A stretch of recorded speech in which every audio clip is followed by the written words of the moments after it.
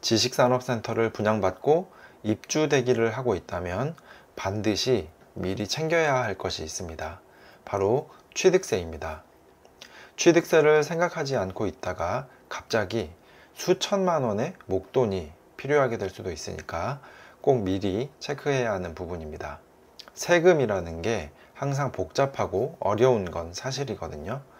오늘은 이런 분들을 위해서 지식산업센터 취득세와 이와 관련된 세제 혜택에 대해서 최대한 쉽게 이해할 수 있도록 준비했으니까 끝까지 시청 바랍니다.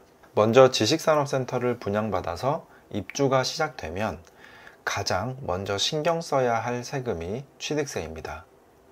아무래도 부동산이다 보니까 분양 금액이 상당하기 때문에 입주 시 취득세도 절대 무시할 수 없는 비용이 지출됩니다. 취득세는 말 그대로 부동산을 취득할 때 납부해야 하는 세금인데요. 이 취득세의 세율은 4.6%입니다.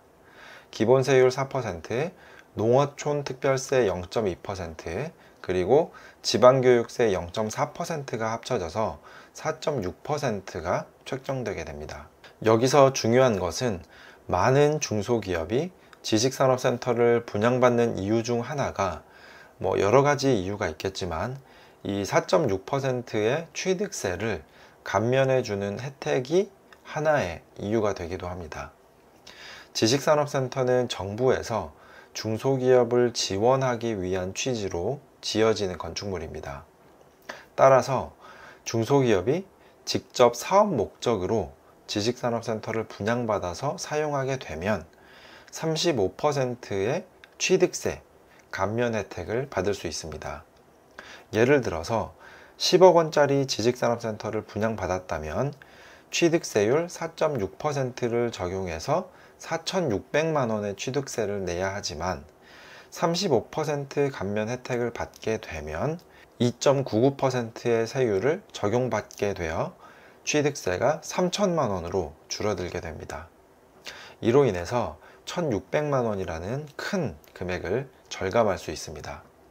이 감면 혜택은 지방세 특례 제한법에 따라서 중소기업으로 분류되는 기업이 지식산업센터를 최초로 분양받고 직접 사용하는 경우에 적용되기 때문에 임대 등의 다른 목적으로 취득할 경우에는 해당 감면 혜택을 적용받을 수 없다는 것도 참고하셔야 합니다.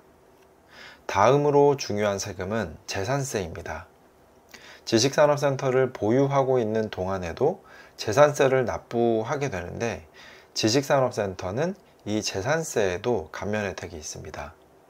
재산세는 부동산의 가치를 기준으로 매년 부과되는 세금입니다. 지식산업센터를 분양받은 후에는 재산세를 매년 납부해야 하는데 직접 사용하는 경우에는 최대 5년간 35%의 감면 혜택을 받을 수 있습니다. 이것도 취득세와 마찬가지로 임대 등 다른 목적으로 사용할 경우에 재산세 감면 혜택을 적용받을 수 없습니다. 지방세 특례 제한법에 따르면 지식산업센터를 취득한 후 1년 내에 직접 사용하지 않거나 4년 내에 매각, 임대, 증여하는 경우에는 감면받았던 세금을 다시 납부해야 하는 것으로 규정하고 있습니다. 이처럼 규정을 지키지 않으면 감면 혜택이 사라지고 추징세금이 발생할 수 있으니까 주의하셔야 합니다. 현재 지식산업센터에 대한 세금 감면 혜택은 2025년 12월 31일까지 적용됩니다. 이후로는 혜택이 연장될지 아니면 종료될지 아직 확정되지는 않았습니다. 하지만 감면 비율을 조정하면서 지속적으로 연장해 왔기 때문에 특별한 이슈가 없는 한 계속 연장이 되지 않을까 합니다. 마지막으로 지식산업센터 취득과 관련하여 자주 묻는 질문들이 있는데요. 첫 번째로 지식산업센터를 분양이 아닌 매매로 취득한 경우에도 감면 혜택이 적용되는지 궁금해 하시는 분들이 많이 계십니다. 결론부터 말씀드리자면 아쉽게도 매매로 취득한 경우에는 감면 혜택이 적용되지 않습니다. 감면 혜택은 최초 분양받는 사람에게만 주어지기 때문에 향후 매매로 구입한 경우에는 취득세나 재산세 감면 혜택을 받을 수 없습니다. 두 번째는 어떠한 사유로 중도금이나 잔금을 납부하지 못해서 해약된 지식산업센터를 재분양받을 경우 감면 혜택이 적용되는지 궁금해 하시는 분들이 계십니다.